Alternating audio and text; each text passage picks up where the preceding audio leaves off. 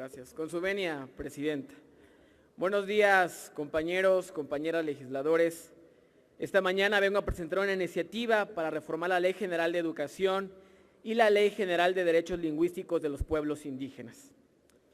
El día de ayer se llevó a cabo en las instalaciones de este recinto el primer encuentro con legisladores y legisladoras de las comisiones de asuntos indígenas de los congresos locales de todo el país, reuniendo a decenas de parlamentarios de diferentes estados, lo cual, entre otras cosas, nos sirvió para volver a hacer patente un hecho que a estas alturas, a pesar de la obsesión con la superioridad cultural que de pronto escuché enarbolar a más de un diputado, debería ser obvio para todos y para todas los legisladores que México es un país inmensamente plural, una nación genuinamente multicultural. La iniciativa que vengo a presentarles tiene que ver justo con ello, especialmente con la rica diversidad lingüística que tiene nuestro país.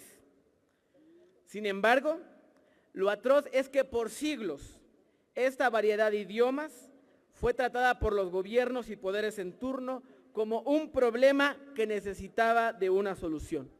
Desde esta postura se llevaron a cabo acciones terribles en contra de los pueblos y comunidades indígenas, con el afán de asimilarlas a la cultura mestiza, bajo el pretexto de que esto era necesario para construir una identidad nacional. Esto obligó a miles de hablantes indígenas a abandonar su lengua, arrebatándoles su palabra y forzándoles a esconder su esencia.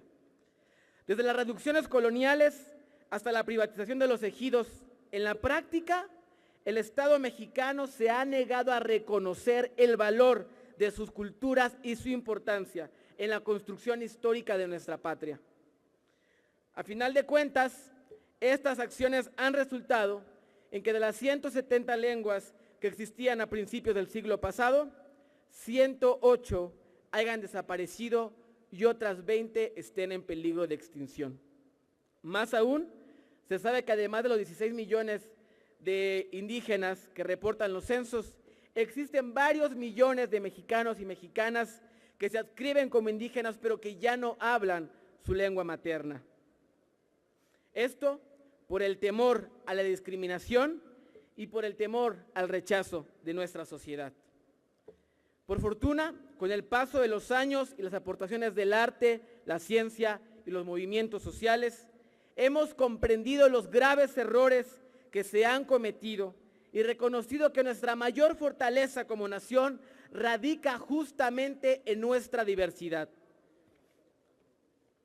A través de la modificación de los artículos 14 de la Ley General de Educación y 13 de la Ley General de Derechos Lingüísticos de los Pueblos Indígenas, planteo que se obliga a las instituciones del Estado mexicano a que impulsen y coadyuven en la creación, ampliación e implementación de programas de enseñanza de lenguas indígenas en las escuelas públicas de nivel básico, medio superior y superior. Con ello, se busca contribuir a la preservación, transmisión y reproducción de las lenguas maternas que se hablan en nuestro país, así como de todo el conjunto de conocimientos, saberes, tradiciones y sistemas normativos que siempre llevan consigo. La enseñanza de las lenguas ya desde la infancia, pero también en la juventud, servirá además para el fortalecimiento de la cohesión social y la formación de una nueva e incluyente identidad nacional.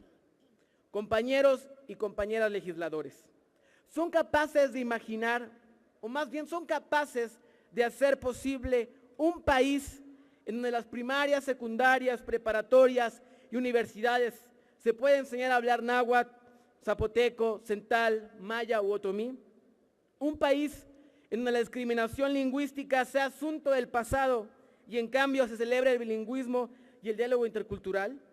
Un país en donde los padres y madres puedan enseñar a sus hijos el idioma heredado de sus ancestros sin temor a la segregación o el rechazo. Las lenguas indígenas deben dejar de ser relegadas a la oralidad y los espacios informales y en cambio deben de convertirse en parte central de la educación formal de todas y todos los mexicanos. Basta ya de apostar porque los pueblos y comunidades indígenas sean invisibles.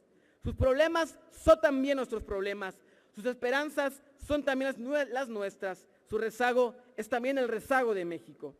Debemos superar la noción de que México es un pueblo mestizo con raíz indígena, porque no, señores, México no es un pueblo con raíz indígena, México es la comunión de cientos de pueblos mestizos e indígenas. Es cuanto, señora presidenta.